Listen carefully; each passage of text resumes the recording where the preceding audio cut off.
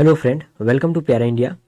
Friend, मौलवी परीक्षा 2023 का परीक्षा फॉर्म भराना शुरू हो चुका है, जिसमें सबसे बड़ी दिक्कत क्या आ रही है बच्चों को कि सब्जेक्ट चुनाव करने में। ये सब्जेक्ट कैसे चुनाव करें, जैसे कि इस साल से क्या किया गया है कि सिलेबस चेंज कर दिया गया है और पैटर्न भी चेंज कर दिया गया है। इस बार से आपको मौलवी में साइंस, कॉमर्स, आर्ट्स और इस्लामियात हिस्ट्री के बारे में पढ़ना है। चार कोई ऑनर्स आपको लेकर, किसी में चारों में से कोई एक आपको लेकर पढ़ना है। तो किसका कौन सा ले, साइंस ले या कॉमर्स ले या आर्ट्स ले या इस्लामियत ले। अगर इस साइंस लेते हैं तो उसमें कौन कौन से सब्जेक्ट आपको पढ़ने होंगे, कौन से सब्जेक्ट को आपको चूज करना होगा, तो सारी जानकारी इस वीडियो के माध्यम से आपको देने की कोशिश करेंगे। फिर भी किसी तरह का डाउट आपको रहता है फ्रेंड, तो कमेंट करके पूछ सकते हैं। और टेलीग्राम और इंस्टाग्राम का लिंक आपको डिस्क्रिप्शन बॉक्स में मिल जाएगा, वहां से भी फॉलो करके हमसे बातें कर सकते हैं। तो चलिए वीडियो शुरू करते हैं बिना ताखीर की। आप चाहे आर्ट्स लो, साइंस लो, कॉमर्स लो या इस्लामियत लो, कोई चार में से कोई एक आपको लेने होंगे। उसमें कुछ ऐसे सब्जेक्ट हैं जो कि सभी को देना है, चाहे आप आर्ट्स लो या कॉमर्स लो या चारों में से कोई भी आप लेते हो, तो आपको ये सब्जेक्ट जो है आपको परीक्षा देने होंगे। जैसे कि दिनियात 1 का पेपर सभी को देना है, दिनियात 2 का पेपर सभी को देना है, अरबिक का पेपर सभी को देना है, उर्दू का पेपर सभी को देना है। उसके बाद हिंदी, इंग्लिश, पर्शियन, ये 3 सब्जेक्ट है। 5वां पेपर जो है आपको इसमें से कोई एक सब्जेक्ट लेकर परीक्षा देना है, ठीक है। तो इसमें से चाहे आप हिंदी ले लो या इंग्लिश ले लो या पर्शियन ले लो, कोई एक आपको लेना होगा। तो इस प्रकार से ये 5 पेपर होगा और पांचों पेपर मिलाकर आपको 500 नंबर का एग्जाम होगा, जो कि सभी को देना है, चाहे आप किसी भी स्ट्रीम से हो। ये क्लियर हो चुका होगा।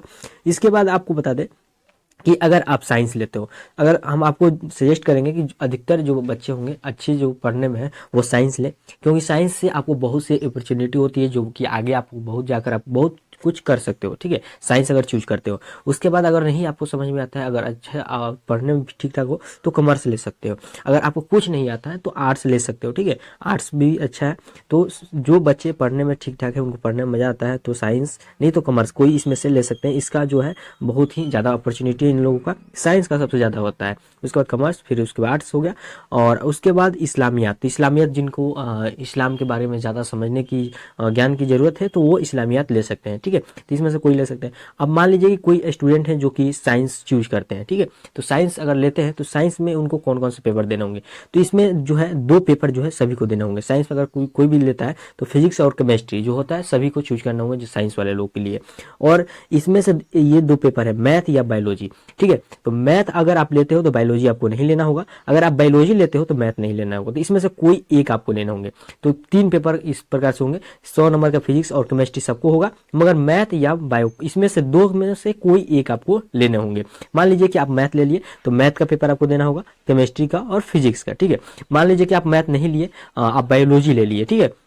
तो बायोलॉजी आप लिए तो आपको बायोलॉजी, केमिस्ट्री और फिजिक्स का एक पेपर देना होगा। इस प्रकार से आपको 300 पेपर का नंबर का होगा। तो पहले आपको 500 नंबर का था, अब आपको 300। तो इस प्रकार से कितने होंगे, आपको 800 नंबर का एग्जाम होगा, ठीक है। 800 नंबर का आपका पर्चा होगा, 8 पेपर, ठीक है। इस प्रकार से एक साइंस वाला लोग का डाउट क्लियर हो गया। मान लीजिए आप कॉमर्स ले लिया है, ठीक है। तो कॉमर्स लेने में आपको क्या है कि आपको जैसे कि बिजनेस स्टडी, ठीक है, और अकाउंटेंसी, ये 2 पेपर जिस तरह फिजिक्स केमिस्ट्री था उसी प्रकार से अगर बिजनेस स्टडी, अकाउंटेंसी आपको कॉमर्स में जो भी स्टूडेंट लेते हैं कॉमर्स, तो इनको ये 2 पेपर देने होंगे। उसके बाद होता है तीसरा नंबर इकोनॉमिक्स या इंटरप्रेन्योरशिप। तो इसमें से कोई एक सब्जेक्ट आपको लेने होंगे, ठीक है। अगर इकोनॉमिक्स लेते हैं तो इंटरप्रेन्योरशिप नहीं लेना होगा, इंटरप्रेन्योरशिप लेते हैं तो इकोनॉमिक्स आपको नहीं लेना होगा। तो इस प्रकार से इसमें भी 300 नंबर का पेपर होगा, ठीक है। उसके बाद होता है आर्ट्स। आर्ट्स में क्या है, 5 सब्जेक्ट है, ठीक है। हिस्ट्री हो गया, इकोनॉमिक्स हो गया, ज्योग्राफी हो गया, पॉलिटिकल साइंस हो गया और होम साइंस हो गया। ये 5 सब्जेक्ट में से कोई 3 आप सब्जेक्ट ले सकते हैं, ठीक है।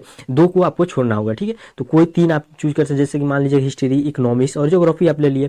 किसी को बच्चों को इकोनॉमिक्स में रुचि नहीं है, पॉलिटी पढ़ना है, पॉलिटी ले लिए। किसी को होम साइंस पढ़ना है तो होम साइंस ले लिए। तो इसमें से कोई 3 सब्जेक्ट आपको चूज करने होंगे। तो ये आर्ट्स वाले लोगों को भी क्लियर हो गया होगा।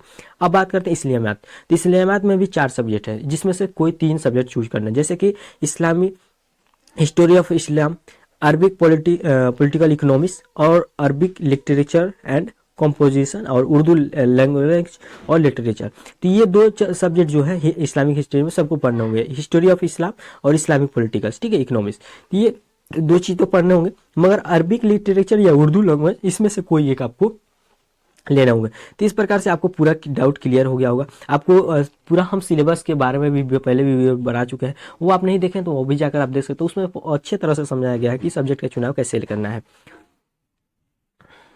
एक बार आपको झलक दिखा देते हैं, जैसे कि यही है आपका जो सिलेबस का पीडीएफ है, यही है, ठीक है। तो इसी में सारा चीज़ दिया गया है। इस पर हम ऑलरेडी वीडियो बना चुके हैं, चैनल पर अवेलेबल है, प्ले लिस्ट में जाए वहाँ पे ये वीडियो मिल जाएगा। इसमें पूरा अच्छे तरह से बताया गया है, पूरा सिलेबस में क्या क्या चीज़ आपको पढ़ना है, किस सब्जेक्ट में क्या क्या पढ़ना है, तो ये पूरा चीज़ बताया गया है। तो अगर आप ये पूरा देखना चाहते हैं, समझना चाहते हैं, तो इस वीडियो को जाकर आप देख सकते हैं। इसमें भी आपको हम अभी दिखा देते हैं, जैसे कि अभी जो सब्जेक्ट के लैंग्वेज के बारे में बताए हैं उसके बारे में कुछ दिखा देते हैं। नहीं, ये 12th, ठीक है, यहाँ पे क्लास 12th लिखा हुआ है, मौलवी इस्लामियत सेकेंड ईयर, यानी कि 12th जो आपका एग्जाम हुआ है मौलवी इस्लामियत। अगर इस्लामियत भी है तो एक बात ध्यान रखना, इस्लामियत वाले लोग का जो है अरबिक जो पेपर है, दिनियात जो पेपर है वह 3 पेपर देना होगा, और सभी को 2 ही पेपर देना होगा, जबकि इन लोगों को 3 सब्जेक्ट। देखिए दिनियात पर्चा अव्वल, दिनियात पर्चा दोम और दिनियात पर्चा सोम, ये 3 पर्चे जो है आपको देने होंगे अगर आप इस्लामियात लेते हैं। उसके बाद देखिए यहाँ पे फिर दिया है तारीख इस्लाम, ठीक है, तारीख इस्लाम देने होंगे, इस्लामियात व साइंस, ठीक है। उसके बाद यहाँ पे अरबी अदब, उसके बाद उर्दू अदब, उसके बाद अंग्रेजी, फारसी और हिंदी में से कोई एक आपको सब्जेक्ट चूज करना होगा। इस प्रकार से 800 नंबर का आपका पेपर होगा। तो ये पूरा यहाँ पे अच्छे तरह से बताया गया है। उसके बाद यहाँ पे कौन कौन से टॉपिक इसमें पढ़ना है, नाम क्या है किताब का, वो भी यहाँ पे सारा चीज़ दिया गया है। तो फ्रेंड वीडियो में बस इतना ही। वीडियो हेल्पफुल लगे तो लाइक करें, अपने दोस्तों को शेयर करें। Thank you.